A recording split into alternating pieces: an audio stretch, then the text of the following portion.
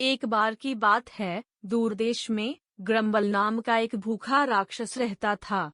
कुड़कुड़ाना इस दायरे में किसी भी अन्य राक्षस के विपरीत था। जबकि अधिकांश राक्षसों ने ग्रामीणों को डरा दिया और अराजकता पैदा कर दी, ग्रम्बल की एक अनोखी समस्या थी। वह हमेशा भूखा रहता था। वह कितना भी खा ले, उसकी भूख कभी कम नहीं होती थी। ग्रम्बल का एक बड़ा गोल पेट और बड़े नुकीले दांत थे, जो उसके रास्ते में आने वाली किसी भी चीज को खाने के लिए एकदम सही था। लेकिन अपने दुर्जय रूप के बावजूद ग्रम्बल दिल से एक कोमल प्राणी था।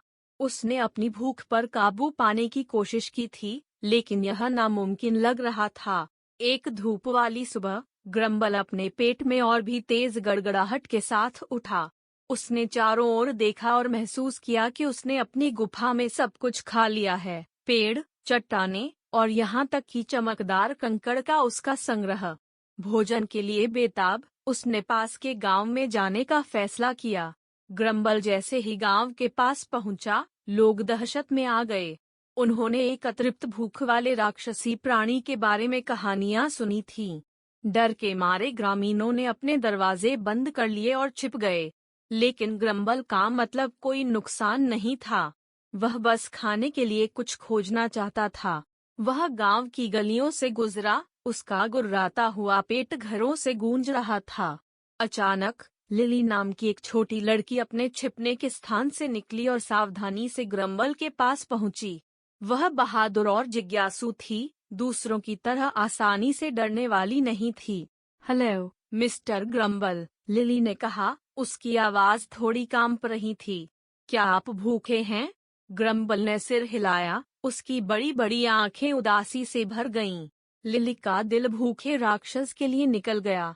उसे जादुई फलों के बारे में अपनी दादी माँ की कहानियाँ याद आईं, जो किसी भी भूख को शांत कर सकती थीं। ग्रम्बल की मदद करने के लिए दृढ़ संकल्प, वह उसे गांव के प्राचीन बाग में ले गई। कहा जाता है कि यह रहस्यमय फलों से भरा हुआ है। बाग देखने लायक था। रंग बिरंगे और विदेशी फलों वाले पेड़ों ने हवा को अपनी मीठी सुगंध से भर दिया। ग्रम्बल की आंखें उम्मीद से फैल गईं। लिली ने बगीचे में तब तक खोज की जब तक कि उसे अब तक का सबसे बड़ा फल नहीं मिला। यह सुनहरी धारियों के साथ जीवंत नारंगी था और एक तांत्रिक सुगंध उत्सर्जित करता था। उसने इसे ग्रम्बल को सौंप दिया। जैसे ही ग्रम्बल ने काट लिया, उसके पूरे शरीर में गर्मी की लहर फैल गई। युगों में पहली बार उसकी भूख कम होने लगी। उसने संतुष्ट महसूस करते हुए पूरे फल को खा लिया। लिली और ग्रम्बल ने एक साथ बाग की खोजबीन करने, विभिन्न जादुई फलों को खोजने और उनका नमूना लेने में दिन बिताया।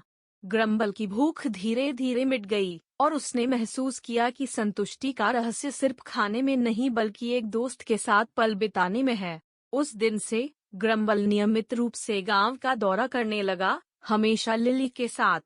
ग्रामीणों को जल्द ही पता चला कि वह एक भयानक राक्षस नहीं बल्कि एक सज्जन राक्षस था, जिसे उनकी समझ और करुणा की आवश्यकता थी। ग्रम्बल की उपस्थिति ने गांव में खुशी और उत्साह ला दिया।